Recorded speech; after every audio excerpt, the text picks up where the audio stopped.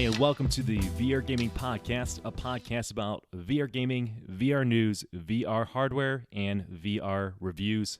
I'm your host, Nick Lane. It is Friday, September 6th, and I'm coming to you with a special episode. This is going to be a review episode of the Oculus Quest, which came out a little more than 3 months ago. So because this is a special episode, I'm not going to be going over any news, and I'm not going to be reviewing anything but the Oculus Quest. This is a deep dive. This is my experience with the Oculus Quest, and as the title hints at, I ended up returning it, but that doesn't mean it's not a good piece of hardware, and it doesn't mean that in certain circumstances, I recommend it. So if you're a little confused, understandably so, but there's some nuance to this, and I'm excited to talk about it and talk about my experience and hopefully help guide others out there who were like me a few weeks ago debating whether or not to get this exciting and interesting piece of hardware. So if you don't know, the Oculus Quest is kind of something special. It is made by Oculus, as the name implied, and Facebook owns Oculus. But what makes the Oculus Quest special is the fact that it is a standalone VR headset. Now, we've had standalone VR headsets before, like the Oculus Go, which came out last year. And maybe you're confused by what that means. Okay, so let me define that. A standalone VR headset means that you don't need a PC to run it. You don't need a console like PS4 to run it. You don't need a phone to run it like Gear VR several years ago. No, all you need is to go out and buy this headset, and you are good to go. You are in VR, and you are in 6 degrees of freedom VR. And what that means is that 6 degrees of freedom, you can see both hands when you move them up and down, left, right, whatever. When you tilt your head forward, your whole world moves forward. When you tilt your head back, moves back, left, right, etc. You can even walk around your room, which is known as the play space. So this is something special because the Oculus Go was 3 degrees of freedom, and it was its own standalone headset, which was pretty impressive. It was sort of like the Gear VR, but better, I would say, than Gear VR. But now we are finally at a point in time in VR history where we have a legit 6 degrees standalone VR headset, and maybe the most impressive thing about this is that Oculus is selling it for $399, which is an incredible deal. It's actually cheaper than a lot of PC VR headsets, which require you to go out and own, a computer that's probably $1,000 or more. So it's a heck of an entry point into VR. And without getting too much ahead of myself, I think this is going to be what gets people into VR, what gets maybe the casual gamer into VR, or maybe somebody who's not even a gamer might get into VR because of this. It's portable. You can take it around, show your friends and family. You can play VR anywhere with this, and it's easy to use. But you know what? I'm getting ahead of myself. So the way I want to do this review is to tell you my story and tell you my experience because, again, like I said, I send it back, but that doesn't mean everybody should. It doesn't mean that you shouldn't get it. So I'm going to have to begin my story by going back more than a year ago when the Oculus Go came out. And that came out, I believe, in May 2018. Now, I had been in VR for 6 months at the time, and I was certainly intrigued by the idea of a standalone VR headset, even though this was only 3 degrees of freedom, meaning that you can move your head, look around, look behind you, but if you tilt your head forward, your world doesn't move forward, right? There's only 3 degrees that's able to track. And it doesn't really track hand movement well, kind of up, down, left, right, kind of, but not actually moving in the space, and you have one controller.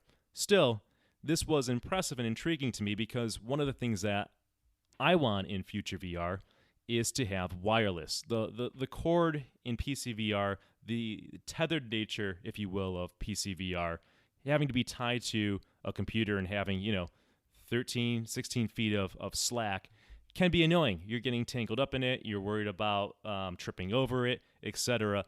And the cord can be immersion breaking. So in 2018, in May, when the Go came out, I jumped on it because I just wanted to experience the freedom of VR, even though this was a sort of more of a limited experience.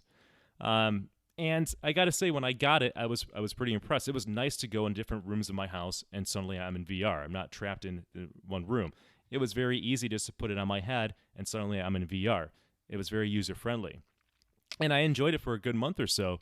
The problem with the Go is that, well, it's not a good platform for games. Think of the Go and think of the games on the Go almost like mobile phone games. Now, if you're a serious hardcore gamer, like I am, then when you play games, you're probably not playing phone games, right?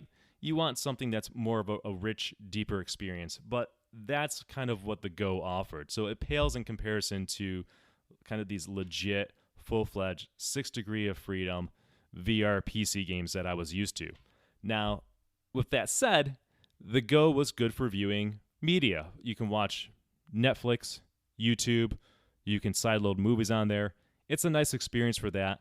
And I find that when the Go comes out of its case, it's usually when I'm traveling somewhere, which I don't travel a lot, but I've taken it on the plane, I've taken it in car trips, and it's nice to have it. But the problem with the Go is that when I want to game and want to go to VR, I'm in PC VR. So the Go sits in the box most of the time. Now, I don't regret getting it, but because it sits in the box and because I don't use it that much, this gave me pause and hesitation to getting the Oculus Quest. So the Oculus Quest came out in May 2019, and I didn't jump on it. And I think I'm not saying I got burned by the Go, but I just realized over time that it wasn't a good use case for me. So I didn't immediately get it. But here's the scenario that played out. In all the reviews and podcasts I listened to, and just people in forums and Reddit, people absolutely love the Quest. They have pretty much nothing, I should say, but good things to say about and how awesome it is. And it just sounded like, man, I had some FOMO. I had some fear of missing out that I'm an enthusiast. I love VR. I love the idea of wireless VR in 6 degrees of freedom. And sure, it's not going to be as graphically impressive as PC VR, but man, wouldn't it be cool? I should definitely have the Quest. So I kind of fought this itch for a good 2.5 months, and finally I broke down and I ordered the Oculus Quest. So I ordered the Oculus Quest from Amazon because, hey, if I don't like it, I can return it, right? Good deal. So it comes, and I've got to say, I'm really impressed with, first of all, the packaging of this. This has been said before, but there's something to be said when an item you buy has such good packaging that you know some thought was put into it, because they're like, man, if they're putting thought into the packaging, then they've got to have put thought into this entire product. And I think that's the case. So it's just packaged nicely. You take everything out, and it feels like quality. It feels really good to me. I mean, the headset is front heavy because it's got a mobile phone chipset in it. So it's got everything that needs to run it is built into that headset. So it's not crazy to say it's almost like you've got a brick strapped to your head. And it kind of goes over you like a baseball cap with the straps work. You can tighten the straps on there's a top strap that goes through the center of your head, and then 2 straps to the side, and you tighten that up. So kind of a good, simple system, as opposed to like my Samsung Odyssey or the PlayStation VR, which is more of like a Halo design, where there's actually more of a balance to the headset. There's like some weight on the back of those headset. The Oculus Quest is just front heavy, and it kind of pulls over like a baseball cap. And I'll talk about this more, but there were some challenges behind that. That was a headset. I had a good first impression, just kind of the feel of it. I felt the weight, but it's still pretty impressive that they're able to pull this off, packing all those components in there, and still not be a ton of weight. So that was pretty good. The controllers are known as the Oculus Touch controllers, and this is the first time I've used the Touch controllers. I never used the CV1. I've never used the new Rift S, so this is my first time interacting with it, and I know everybody seems to praise the Touch controllers. People love them. I don't know if surprised is the word, but I was a little taken aback about how small they are. I have smaller hands, and they just seem really small to me, especially compared to my Samsung Odyssey controllers, which seem huge compared to the Touch controllers. It took me a little while to get used to it because the halo on the Touch controllers, which is how they're tracked, there's actually 4 cameras in the Oculus Quest, and it tracks what's going on in VR with those cameras, and it picks up like these infrared sensors on the Touch controllers. So there's a halo on the Touch controllers, small, compact, but it felt good in my hand. It definitely felt good. Very light, by the way.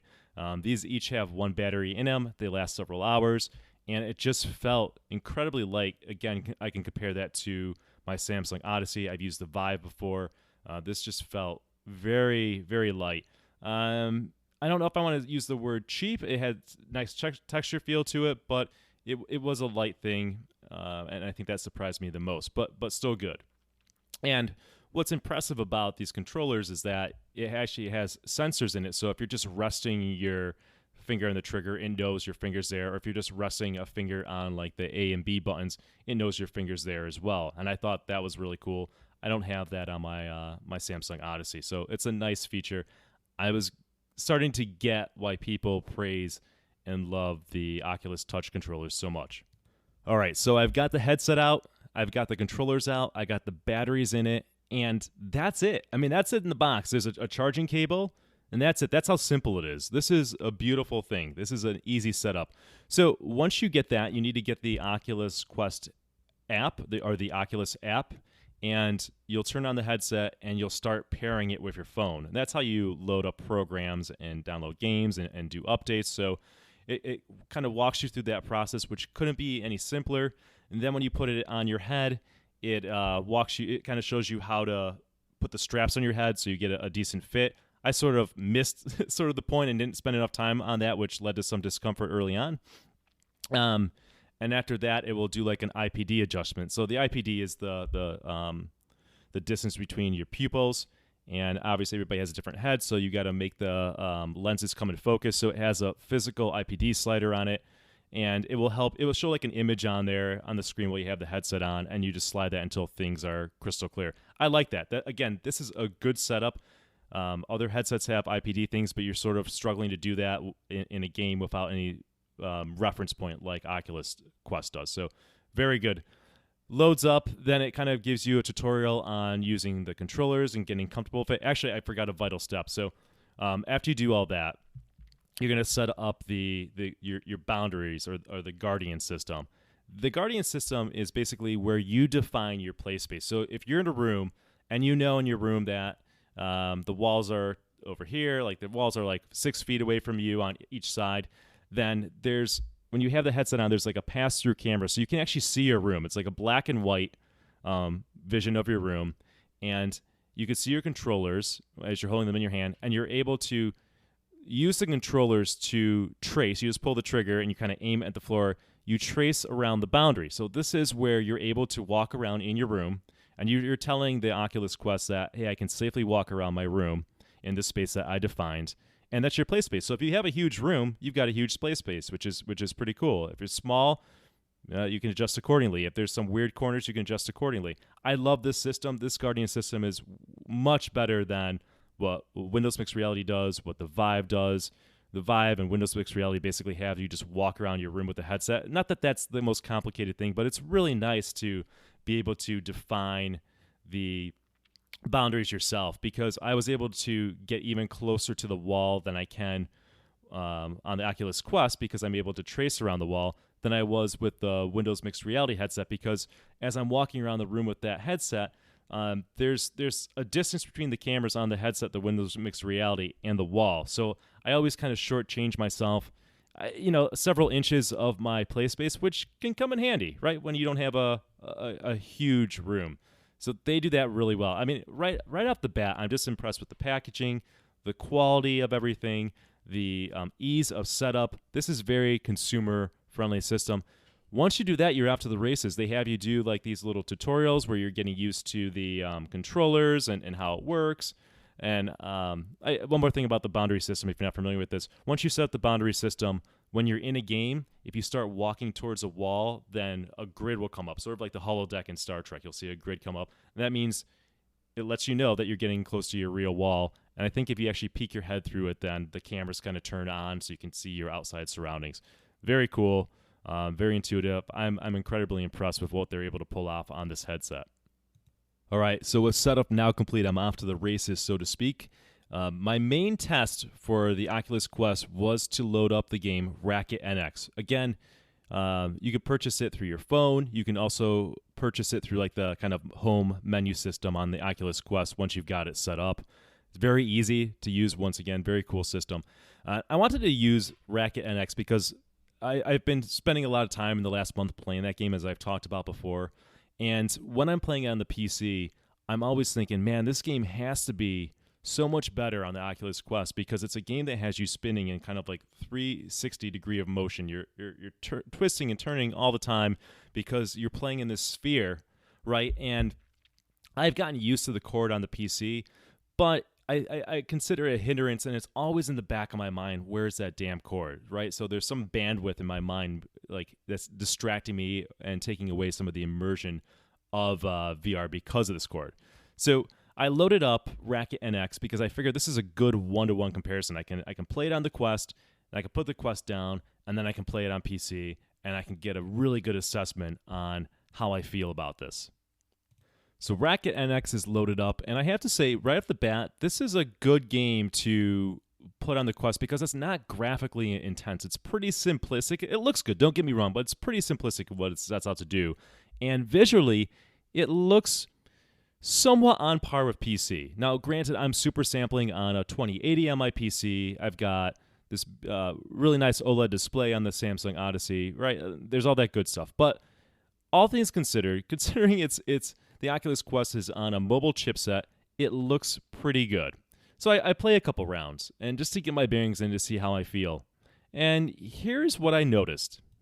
First, the first thing I noticed, I would say, is the controllers, because they're so light, it lost a little immersion from that. So in the game, you're supposed to be holding a racket. Well, the controllers feel so light, it's like I'm not holding anything. Versus the Samsung Odyssey that I'm used to has some heft and weight to it that I don't know, I feel like I'm really holding a racket. Now, this is my personal opinion and take on it. Other people who are just used to the Quest, probably this is not a concern, probably don't think twice about it. But there is something to be said about controllers having some heft. It's not a totally bad thing that the Samsung Odyssey controllers are heavier or bigger, because if you're in a game that has a sword, has a gun, having some weight to it actually helps with the immersion versus the touch controllers, which are compact, sleek, and light, which is nice, but I felt like I lost some immersion there because it just was so light. I felt like I had nothing in my hand. It has to be said, of course, it was nice playing without a cord, but I was struck that, because for years I thought that for VR to get better, it has to be wireless. I obviously I care about field of view increase. I care about resolution, fovea rendering, all those things. But I thought that the answer to better VR for me was cordless. And it was nice playing without a cord and not having to worry about it. But I suddenly became distracted with some of the compromises that the Quest has to make in order to make Racket NX run on it. The first thing I noticed was that the refresh rate is lower, which we know that the refresh rate is 72 hertz versus 90 hertz that runs on most VR headsets, the Samsung Odyssey included. And I actually noticed this because I've played so much Racket NX, and it's a game that's fast-moving, fast-paced, the ball's moving quickly. It felt, with the lower refresh rate in the Quest, it felt more like a game. And I say things feel more like a game when there's things that break the immersion. So having a higher refresh rate is definitely good in VR, and I do believe, and I do subscribe to when people say that 90 hertz is where you need to be, because it does make a difference. Now, if you're playing the Oculus Quest and you've never played PC VR, you're not going to notice the difference. You're not going to think twice about it. It's only somebody who is so used to 90 hertz and then plays the same game, they're going to notice it then. The other thing that I noticed, and I'm surprised by this, is the lower field of view that the Quest has. So the Quest is at a field of view of, 95 degrees, according to my cheat sheet here. And the Samsung Odyssey is at 110. So this is a 15-degree field of view difference. I don't know if you want to say major or not. Again, it's not going to be noticeable in all situations, but because I was able to compare this game one-to-one, this is a game where field of view is important because you're always trying to take in what is going on in your surroundings in this game, because it's a sport, and you're looking left and right and behind all the time. Having even just that smaller field of view was throwing me off in the game. It felt like a hindrance. So I was really surprised. I thought that I was going to put on the Quest, and because it was wireless and because I wasn't worrying about the cord, I'm going to play better, and I'm going to love it, and I'm going to end up keeping the Quest because I can't play any sport game with a wire again. but that wasn't the case. Sure, it was nice not having a wire, but these other compromises, well, the other compromises actually hurt my immersion and hurt the experience. And I then went and put on the Samsung Odyssey, and it was just a welcome relief to have that back. They both have an OLED display. Actually, the Odyssey has an AMOLED versus the Quest that has an OLED. So visually, the colors are pretty bright and they look good, and the blacks are good. But the Samsung Odyssey just looked better. The refresh rate was nice and smooth.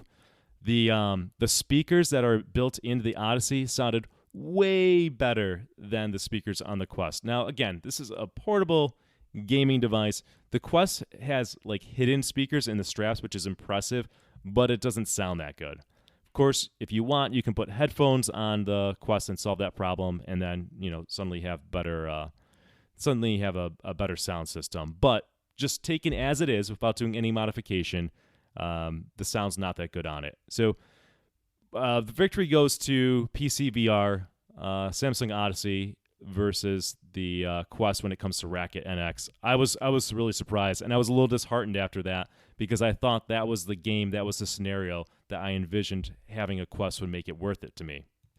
Next, I loaded up Beat Saber. There's a demo. Beat Saber looks good. I mean, again, it's a basic game, so Beat Saber is a great game to port over to Quest. If you buy the Quest and you want to get into Beat Saber, well, it's going to be a good experience. And then I tried Journey of the Gods, which was another demo. Here's the thing, though. I probably have the headset now on my head for a good 30, 45 minutes to an hour, and it is starting to hurt. I mean, it is literally painful for me to have it on my head. It's causing me a headache. It's uncomfortable. I am fighting and struggling with the fit constantly. That was the other thing about playing Racket NX.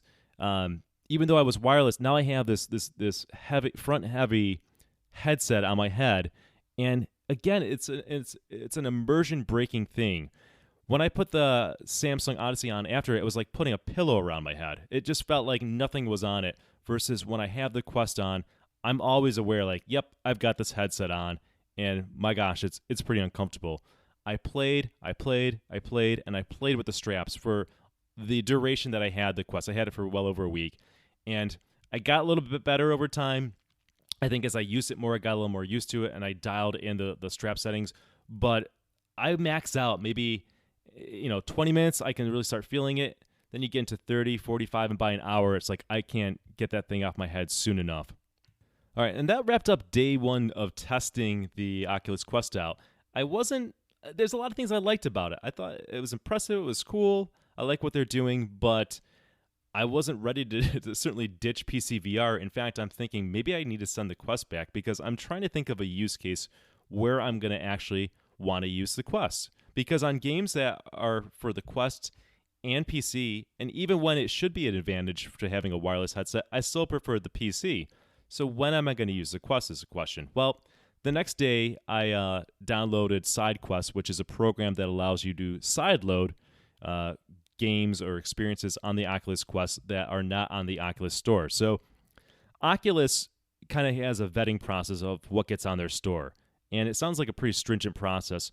Granted, my understanding is that they do this because they want quality games and quality experiences, and that's a good thing. That's not bad, but sometimes things maybe should be on there and they're not, or games are in development and the developer puts it on SideQuest so people can test it out. So there's plenty of guides online of how to get SideQuest on your computer. I highly recommend that. If you're going to have an Oculus Quest, get SideQuest. There's not a ton of things on it right now that I can recommend, but I think that's going to change over time, and it's nice, and it's also free, the stuff on there. So I figured, maybe SideQuest is where it is at. So I got a couple games from SideQuest. I got Crisis Brigade, played that a little bit, and then also got it for the PC to test it out. Again, Crisis Brigade seemed to suffer from the lower refresh rate. It was just a much better experience on the Samsung Odyssey, and also it was far more comfortable on the Odyssey. So again, point to PC VR. I then downloaded Pavlov, which is an alpha, and Pavlov is my favorite VR game. I've spent, over probably 50 hours now in Pavlov VR. It's rough on the Quest, but it's cool that it's on the Quest. But again, I can never see myself playing it on there. It doesn't look as good. The refresh rate's lower. You've got an uncomfortable headset on your head. If you want good sound, you need to put on headphones. And believe me, you're going to want good sound on Pavlov, because 3D sound in that game, knowing where your enemy is the difference between winning and losing a lot of times. So again, great that it's on there. It's very early state. Maybe it's going to get better, but again, I'm going to play that on PC. So I am struggling here to find an experience that I really like on the Oculus Quest that will win me over. I tried sideloading T for God, which is a cool experience, and that's actually one use case, right? So T for God is it basically maps out your play space and creates an environment so you can literally walk around your play space no matter what size it is, pretty much. There's a minimum. And you feel like you're walking in VR because it will kind of create these twists and turns. So if somebody's watching what you're doing, they're just going to kind of see you walking in weird circles or diagonal configurations. But it's impressive. But again, that's just a tech demo. It's not anything really more than that. It's not a reason to spend $300 or $400 on an Oculus Quest. All right, and then day 3 rolls around, so I tried Rec Room. Rec Room is, again, another game that I've spent dozens of hours on. It's free, and it's pretty cool that Rec Room is on Oculus Quest. I am very impressed, guys, by the way. Don't get me wrong. It's very impressive that you can have this untethered VR that's run by a mobile phone chipset. This is very impressive, and it's fun, and it works. But it's a lesser experience to the degree that I think a PC player is going to have a hard time with. So in Rec Room, I noticed a lot of like, how do I want to say this? Like lower frame. It's got to be lower than 72 because you could see like a streaky controller when you move your hands. I think that was leading to eye fatigue. All these games, by the way, gave me some like eye fatigue that I don't experience in PC VR. I'm going to attribute that again to the refresh rate. Maybe it's the kind of thing that if I spent, a good month with it, I would get used to it. But do I really want to get used to it, right? It was just a painful experience to an extent. So it's cool Rec Room's on there. There's things missing from Rec Room. It's cool it's on there, but, PC wins. I tried the Vader Immortal, which is an episodic Star Wars game that's only available through Oculus. It's also on the Rift S, Rift S is a PC-based headset that came out the same time the Quest did. Vader Immortal, I got to say, is a good demonstration of the power of the Quest. It looked really good and ran very well. I was really impressed with what they were able to pull off on this. This is what you show people, I think.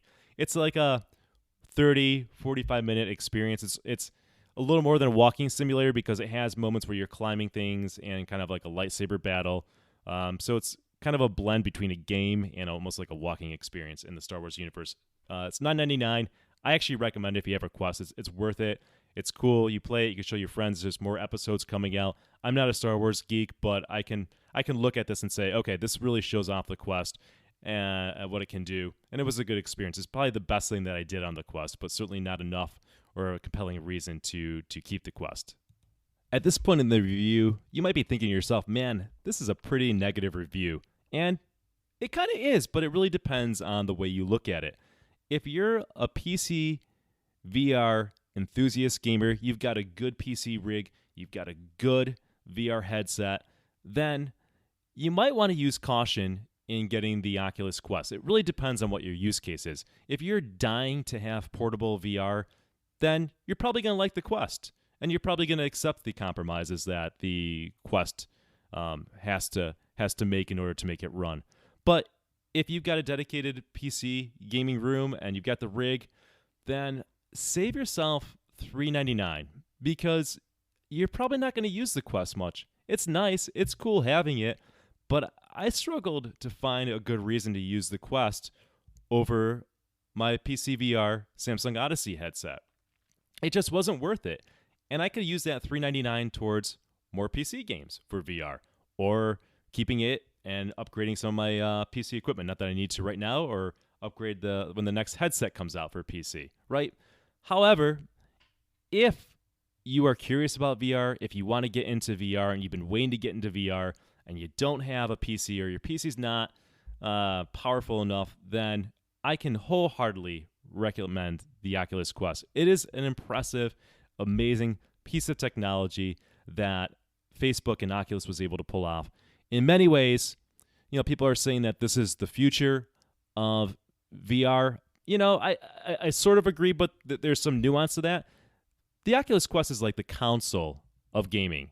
A lot of people own consoles because it's affordable, but enthusiasts in gaming tend to have a PC because they want the best. They want the best experience, the best graphics.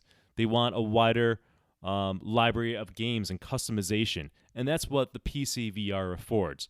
So, while it is the future in many ways, it's like the future. It's in the way that the consoles are also the future. I see these two coexisting because for folks like me, I want the best experience in VR. I want to be immersed, and the Quest is a step down, and it's immersion breaking for me. Whereas if you want to get into VR and you don't have a PC, $399 is a very, very reasonable and good price point for this technology. You're going to love it. You're going to have a great time. You're getting an experience that is not terribly far off from the PC VR experience. In fact, many of these games are the same as people are playing on PC VR.